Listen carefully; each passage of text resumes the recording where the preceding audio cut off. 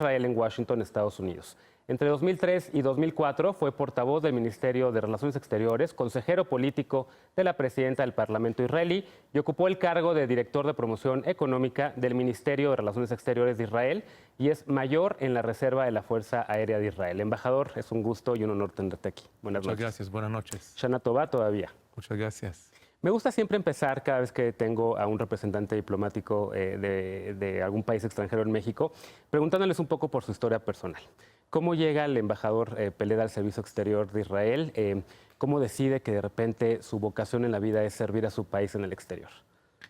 La verdad que por casualidad y no por casualidad, ¿no? De hecho, mi papá también fue un embajador en el Servicio Exterior, pero nunca tenía planes de seguir en sus pasos.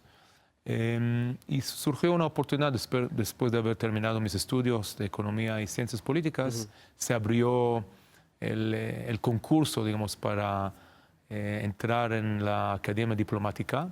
Y dije, bueno, lo voy a tratar de hacer. Y bueno, ahí es donde entré y me encantó y por lo cual decidí convertirlo ya en una carrera profesional, la carrera diplomática. Y ha ocupado cargos importantes en Argentina, El Salvador, México. ¿Por qué América Latina? ¿De dónde viene su vocación hacia América Latina? La verdad que también por casualidad, o sea, porque me tocó realmente llegar a Argentina como mi segundo puesto, sin hablar español. Y ahí se abrió, digamos, la oportunidad, aunque he servido también en Washington, D.C., hablo otros idiomas, entonces, y ocupaba también de cargos en Europa. Entonces no es una vocación dedicada solamente a América Latina, pero hay un encanto personal que yo siento hacia América Latina y a México en particular, ¿no? Y el idioma lo domina, habla muy bien español. Gracias, bueno, sí, me defiendo. ¿Cómo fue crecer? ¿Creció usted en Israel desde niño? ¿Cómo fue crecer en un territorio en disputa? Bueno, de hecho yo vivía siempre en lugares que no han sido en disputa, ¿no? Nací en Jerusalén, crecí en un kibutz en el norte. Uno no siente en Israel realmente que hay un conflicto territorial. Sí se sienten las amenazas en el norte, de donde yo vivía, por parte de Siria, de Líbano, los ataques terroristas. Es más una sensación de amenaza de alguien que está tratando de perjudicar la seguridad de uno, pero no necesariamente un conflicto territorial. Y hemos ya aceptado de tener que vivir en circunstancias muy difíciles. En estado de emergencia casi todo el tiempo. No digamos que están rodeados por al lado Irán, que ha declarado, cuyo presidente declaró en varias ocasiones, expresidente declaraba en varias ocasiones que había que limpiar a Israel del territorio o del mundo, digamos, ¿no? Y Siria, Líbano y todos los demás estados, Egipto, con quien tuvieron una guerra en los años 70. ¿Se sienten amenazados los israelíes entonces? Sí y no. O sea, nos sentimos amenazados, por supuesto, por todo lo que usted mencionó. Y creo que es muy importante destacar que realmente al final es la falta de reconocer el derecho de un Estado judío de vivir en paz en la región, ¿no? Pero no vivimos en estado de emergencia. O sea, si usted visita Israel va a ver que la vida cotidiana está totalmente normal, con interrupciones lamentables, ¿no? De amenazas terroristas, de guerras en años pasados. Y el único que realmente queremos es vivir en paz con nuestros vecinos. De hecho, hemos logrado también conseguir la paz con Egipto y con Jordania. Estamos en una negociación con los palestinos, si bien estancado, pero creo que si uno mira dónde estamos hoy y dónde estuvimos hace 25 años antes de los acuerdos de Oslo, creo que estamos hoy mucho mejor posicionados. Tenemos todavía mucho por hacer, pero estamos mucho mejor. Le quisiera preguntar un tema que es polémico, un tema que en México resuena mucho por el hecho de que el candidato a la presidencia de Estados Unidos, Donald Trump, que propone la construcción de un muro. Un muro que hay en la barrera de Cisjordania, 722 kilómetros del muro. ¿Cómo es crecer al lado de un muro? En primer lugar, los 700 y pico de kilómetros son barreras de seguridad. Solamente 20 kilómetros son en forma de muro.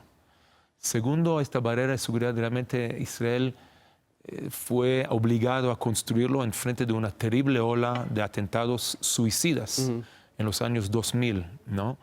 Las Em, intifadas que veíamos, Las ¿no? antifadas, que realmente olas terribles, que la única manera realmente de frenarlo era a través de una barrera de seguridad que hemos anunciado desde el principio. Es una medida de seguridad temporario que no define una barrera o una frontera, un limítrofe, y realmente es una medida de seguridad que ha sido muy, muy efectivo. Pero no hay algo que queremos más que desarmar gran parte de esta barrera de seguridad. Y esto al final nos da la posibilidad de sentar y negociar, o sea, da las condiciones para hablar de paz, porque mientras que uno está bajo constante ataque terrorista, uno no puede sentarse y negociar la paz. Entonces creo que ha sido muy efectivo esta barrera, pero estamos en general en contra de muros, de barreras, de separaciones en general y en particular en nuestra región. Claro. La barrera de Cisjordania ha sido criticada por la Corte Internacional de Justicia, por Naciones Unidas, por organizaciones de derechos humanos. ¿El gobierno israelí prevé la idea de eventualmente, si se logra la paz, terminar con este muro? Absolutamente, absolutamente. Está O sea, en la discusión. una parte va a quedar quizás como tipo frontera Sí. y otra parte desarmarse, absolutamente. O sea, esta siempre fue la idea y nadie puede discutir, ni todas estas organizaciones que usted mencionó, que realmente ha sido una medida muy, muy efectiva y que ha salvado la vida de cientos, si no de miles de personas y bajado la tensión terrible que hemos vivido en la región.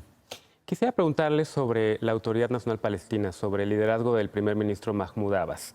¿Lo siguen considerando un socio confiable para la paz el gobierno israelí? La cuestión creo que no es si nosotros vemos como un socio confiable, porque yo diría que sí.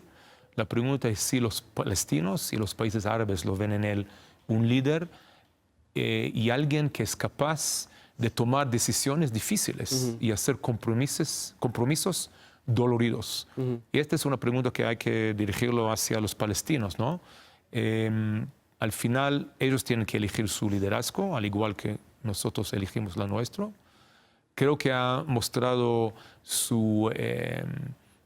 digamos, su interés en venir al funeral de Shimon Peres, pero ha sido terriblemente criticado y acusado por los palestinos, por las distintas organizaciones, por países árabes, por haber traicionado, por haber venido a despedirse de un hombre de paz. Claro. Entonces aquí es donde está la gran problemática. No es la persona, sino si tiene el liderazgo y la capacidad de tomar decisiones y firmar un acuerdo de paz con Israel. Antes de hablar de Shimon Peres, que dedicaremos también varios minutos para hablar del legado de este hombre global, de este hombre que buscaba la paz, quisiera preguntarle la posibilidad de un Estado palestino, que ha estado por lo menos en la mente de muchos negociadores internacionales, por lo menos desde los años 90, la creación de un Estado palestino. Israel y el Estado palestino que están unidos en un destino trágico, buscando una solución a un conflicto milenario. ¿Considera usted la posibilidad de un Estado palestino? Y déjeme agregar también la pregunta sobre el estatus de Jerusalén. Definitivamente vemos la posibilidad, la necesidad de un Estado palestino. Tenemos que recordar que en el 1947, en el plan de partición de las Naciones Unidas, se habló de un Estado judío y un Estado árabe. Los árabes lo rechazaron, decidieron abrir una guerra. De hecho, 7 ejércitos atacaron a Israel y hoy en día estamos tratando ahora de ver en qué manera sí podemos, sin volver atrás porque es imposible, sí resolver el conflicto. Es un conflicto territorial entre 2 movimientos nacionales. Israel está más que dispuesta a convivir con nuestros vecinos palestinos, 2 estados para 2 pueblos, pero viviendo en paz y en seguridad. Y la clave aquí es seguridad. No podemos seguir siendo bajo constante amenaza, si es de la Franja de Gaza, si es de Líbano, si es de Siria, si es de Jordania, si es de Cisjordania. Entonces, hasta que no podemos asegurar nuestra seguridad, va a ser muy difícil de lograrlo, pero sigue siendo nuestra política. Claro. ¿Y Jerusalén? Bueno, Jerusalén al final es el capital del pueblo judío, el corazón de todos los judíos en el mundo. De hecho, fue declarado capital por el rey David. Ningún otro estado, pueblo, nación ha declarado a Jerusalén como su capital, salvo a los judíos.